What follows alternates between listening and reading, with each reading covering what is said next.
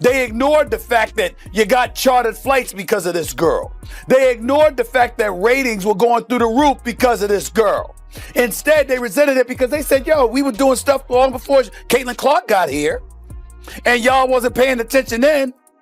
But now the young white girl comes along and y'all want to sit up there and shower all of this praise and all of this attention that was earned before she ever came along. The resentment is understandable, but it's not about Caitlin Clark. It's about what she represents. My point is, grow up. Just when it looked like the WNBA had finally figured things out, finally ready to ride Caitlin Clark's rocket ship straight into sports relevance and serious money, they went ahead and tripped over their own shoelaces. And by tripped, I mean full-on faceplant. Because Caitlin Clark, the league's one-woman ratings machine, the only player keeping those turnstiles spinning, is now out for the rest of the season. Let's find out what the rest of the WNBA is going to do in terms of popularity. Yep. You've been saying up and down that, you know, whether tacitly or directly, that, you know what, she's getting too much shine, even though we respect and what have you. We deserve our shine. Well, now's a perfect opportunity for you to prove that. If not, acknowledge her impact on the financial aspects that she brings to the table, adopt the mentality that a rising tide lifts all boats, and learn to have an elevated level of appreciation for what she has brought to the game and assist her in making the league even more profitable. The meltdown was instant. Fans are furious. Talk shows are in a frenzy. And Stephen A. Smith? Oh, he's practically levitating with rage. He's calling out everyone.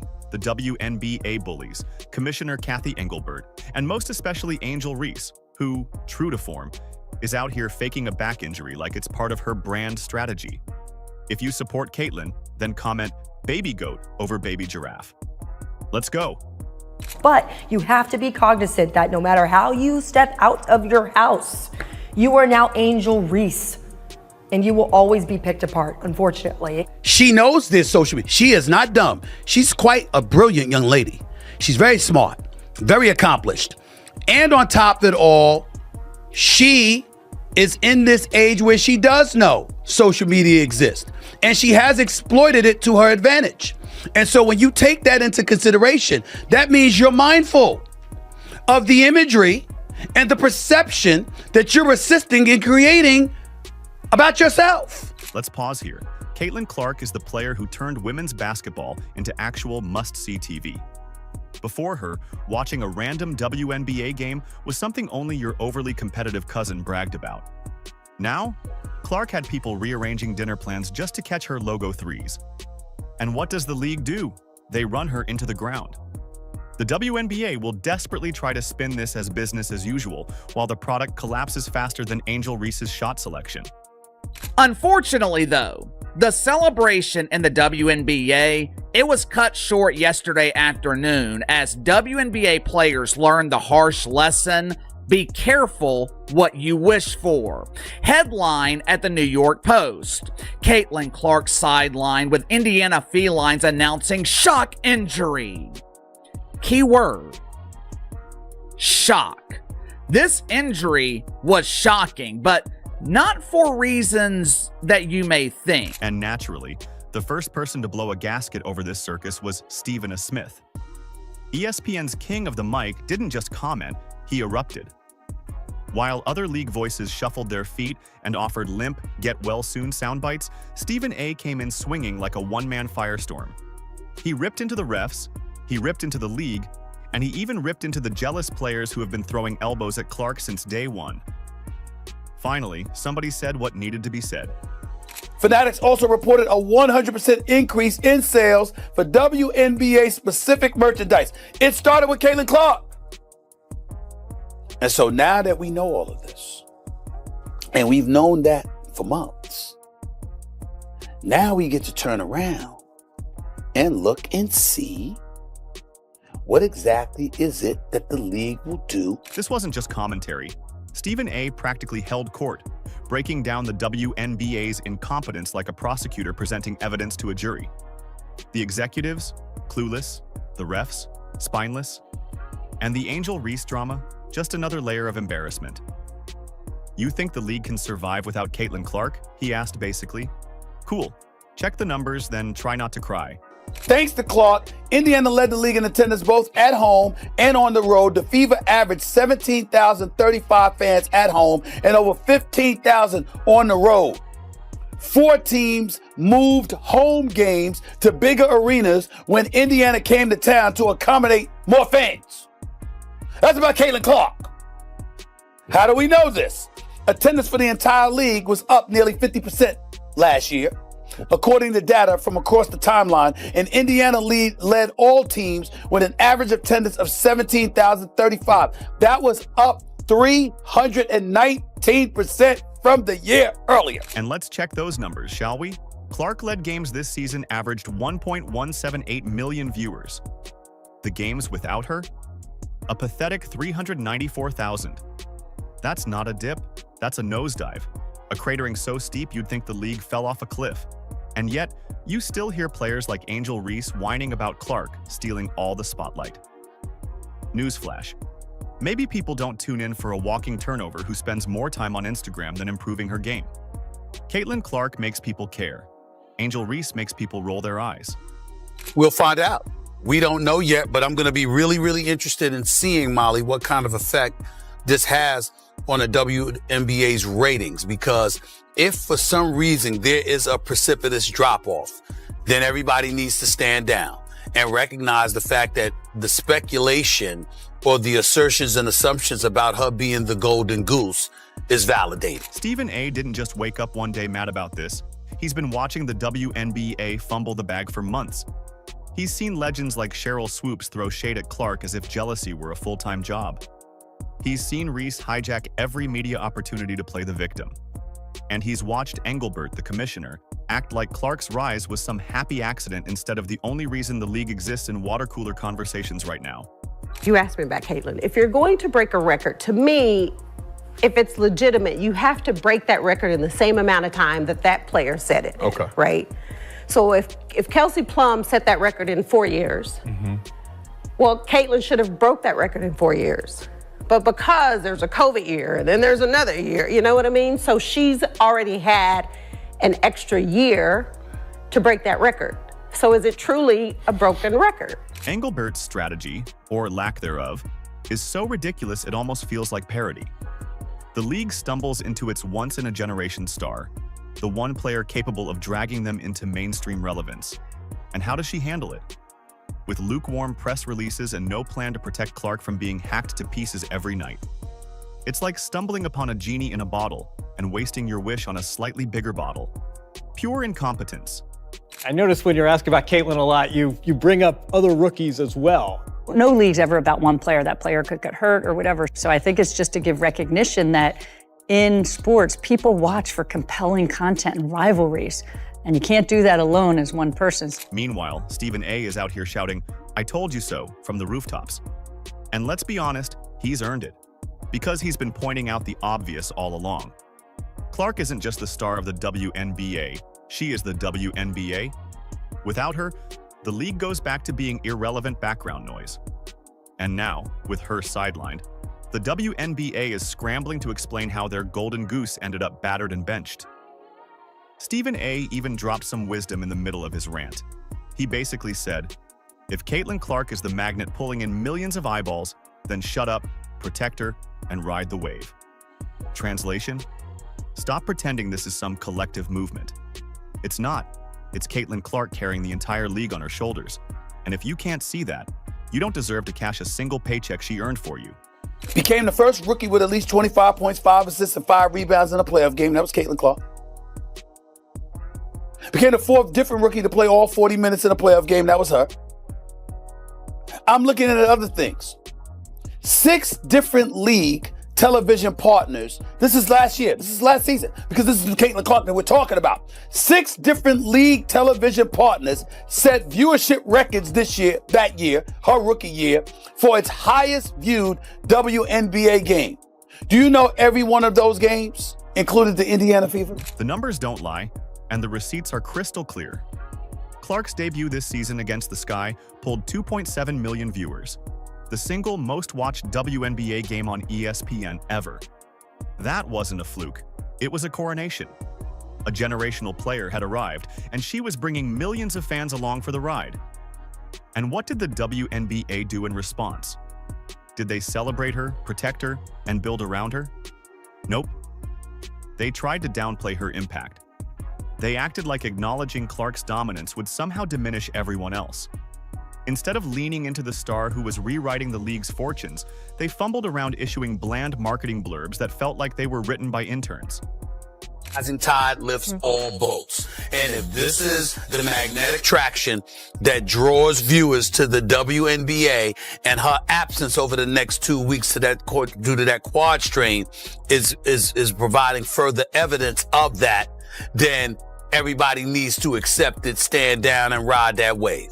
I'm going to be really interested in seeing how the ratings are going to look without her over the next 2 weeks. Let's make sure we come back and ask me this exact same question after she's been gone for those 2 weeks. Stephen A. saw the whole mess brewing. He watched Clark's star rise while Engelbert shrugged, while Reese sulked, while the refs swallowed their whistles. And now, here we are. Clark benched, the WNBA in full panic mode, and Stephen A. dunking on them harder than anyone thought possible. And that's the real point here. Caitlin Clark wasn't just another draft pick. She was the league's lifeline, the lottery ticket they'd been waiting decades to scratch. But instead of cherishing it, they acted like it was no big deal. Now the ticket's out of circulation, and the whole league is realizing too late that Clark isn't just valuable, she's irreplaceable. Meanwhile, Stephen A. Smith is standing tall, looking right at Engelbert, the refs, and Angel Reese, saying the one thing they don't want to hear: you had one job, protect Caitlin Clark, and you blew it. We know what she brings to the table. But people wanted to hate because why? You had a bunch of players in this league that watched this young white girl come along and take the league by storm. And they resented it because they saw the marketing prowess that she had. They ignored the fact that you got chartered flights because of this girl. They ignored the fact that ratings were going through the roof because of this girl. Instead, they resented it because they said, yo, we were doing stuff long before Caitlin Clark got here, and y'all wasn't paying attention then. But now the young white girl comes along and y'all want to sit up there and shower all of this praise and all of this attention that was earned before she ever came along. The resentment is understandable, but it's not about Caitlin Clark. It's about what she represents. My point is, grow up. Bottom line, the WNBA had the golden goose in Caitlin Clark, and they treated her like just another pigeon. Stephen A. isn't just mad. He's delivering the wake-up call this league desperately needs. Clark isn't some interchangeable piece. She's the attraction, the face, the reason sponsors are cutting checks. And if she's not protected, respected, and prioritized, the WNBA won't just lose a player. It'll lose the one chance it had to truly matter. Stephen A. Smith has been that lone voice in a crowded room of silence. While others tiptoe around fragile egos, cling to outdated narratives, and pretend Clark's success is somehow unfair, Stephen has been blunt from the start. From the moment she set foot in the league, dragging ticket sales, TV ratings, and relevance along with her, he's been the loudest voice saying, pay attention. And why? Because unlike the bitter sniping from some former players and the constant jealousy from Angel Reese, Stephen A. actually recognizes value when he sees it. He nailed it months ago. There's real resentment out there. And sure enough, that resentment has been bubbling all season. Look, I think Stephen A. is 100% correct on this. At the end of the day, you already see people actually saying, hey, I'm not watching for 2 weeks. I'm not tuning in for 2 weeks. And it's really bad news for the Mystics and the Sky, because both of those teams moved those games to big arenas. So it's like, now that she's not playing, what is that attendance going to look like? The viewership, right? The viewership is going to plummet. I already know, because the majority of the people that's watching the Indiana Fever wants to see Caitlin Clark. And sad to say it, a lot of them only want to see Caitlin Clark. Now it's reached its ugly conclusion. Clark isn't missing some throwaway Tuesday night road game that no one cared about anyway. She's missing marquee matchups, the kind of games ESPN promotes for weeks. Several nationally televised doubleheaders wiped off the schedule. These weren't just games, they were cash cows. And without Clark, the financial gut punch is immediate and brutal. This isn't just Indiana losing its star. This is the WNBA losing the one gravitational force pulling everything together. Everybody was moving Caitlin Clark games to bigger facilities because everyone was selling tickets. There were ratings. It was a ratings bonanza. Now with Caitlin Clark not playing, what do? Well, when you change your situs, guess what? You can't change it back. Yep. All the tickets are literally half the price, and there are entire sections of the stadium that have not sold any tickets. Clark isn't just scoring buckets, she's the magnet. She's the reason people drag their kids into packed arenas. She's the reason casual fans flip over to ESPN2 instead of binging another Netflix show. She's the reason jerseys keep selling out. Remove her, and the Fever are just another team clawing for relevance in a league that can't afford to be irrelevant. And here's what has Stephen A. fuming. This was entirely preventable. Injuries are part of sports, yes. But when your most valuable player is slammed, hacked, shoved, and practically assaulted every night while refs swallow their whistles, that's not bad luck, that's negligence. Clark's been hit with more cheap shots than any player in recent memory, and the league let it slide. These weren't simple fouls, they were WWE audition tapes masquerading as defense. And the WNBA's response? Shrug. Pretend it's normal. Meanwhile, Stephen A. is probably smashing remotes at home, shouting, "Protect her, damn it!" And he's right. This isn't just disappointment, it's malpractice. 2.2 million average viewers tuned in to watch Caitlin Clark and the Fever take on the Liberty. Peaking at 3.2 million viewers is crazy for the WNBA, even for the Fever. Became the 6th most watched WNBA regular season or playoff game. The receipts don't lie either. Even in a loss to the Liberty, Clark still drew 2.22 million viewers on CBS, the second highest WNBA rating ever on that network. That kind of draw from a regular season game is unheard of. That's what star power looks like. But now? Without her, those numbers are about to nosedive. Imagine being the marketing executive trying to sell ad space right now. Well, we had 2 million viewers, but now our star's limping. Sponsors see it. Networks see it. Everyone knows what's coming. And Stephen A., who lives for receipts, is licking his chops, ready to drop the ratings cliff notes on live TV. She came into the league last year with no break whatsoever between the college game and the pro game and did her thing. Ended up as an all-star, ended up being 4th in the league in MVP voting, was the clear winner for Rookie of the Year. No competition whatsoever in that regard when it was really all said and done. We know what she brings to the table. But people wanted to hate because why? You had a bunch of players in this league that watched this young white girl come along and take the league by storm, and they resented it because they saw the marketing prowess that she had. The sting here is sharper because it didn't have to end this way. If the league had simply admitted what was clear from day one, that Clark wasn't just another player, she was the player, things could have been different. Instead, they downplayed her impact, acted embarrassed by her popularity, and let bitter veterans throw shade. They treated her as a disruptor, not a savior. But every ticket sold, every TV record broken, every headline written proved she was the engine. Now that she's sidelined, all those people who scoffed at her impact are about to learn the hardest lesson of all. She wasn't hype, she was the whole show. Higher television ratings, higher attendance figures. Ladies and gentlemen, that doesn't come courtesy of a league. It comes courtesy of the players that play in the league. And in her case, she was the most popular, which means she could have helped your bottom line, which means you should have seen that from day one and maximized it. But you didn't do it. Clark wasn't just boosting the league, she was transforming it. Families who'd never even thought of the WNBA were planning summer vacations around Fever games. Kids were copying her logo threes at playgrounds across the country. Women's basketball was finally cool, finally trending, finally in the national spotlight. And all of that momentum rested on her shoulders. Now those fans are looking around and saying, if she's not playing, why am I watching? That's the nightmare scenario Stephen A. has been warning about. Because here's the truth. Clark isn't just the best player right now, she's the bridge. The fragile link between the WNBA's struggling past and the explosive future it could have had. Without her, they go back to begging networks for 30-second highlight packages, back to half-empty gyms, back to being a niche product instead of a national conversation. She's not a player. She's an economic engine. And now, she's in street clothes. You literally cannot make this up. When she's not playing, ticket prices, merchandise sales plummet. Viewership declines when she is not suited up in uniform. The numbers do not lie, guys. Caitlin Clark is the biggest box office attraction in the WNBA, period. Facts over feeling. Let's call it what it is. Malpractice from the league.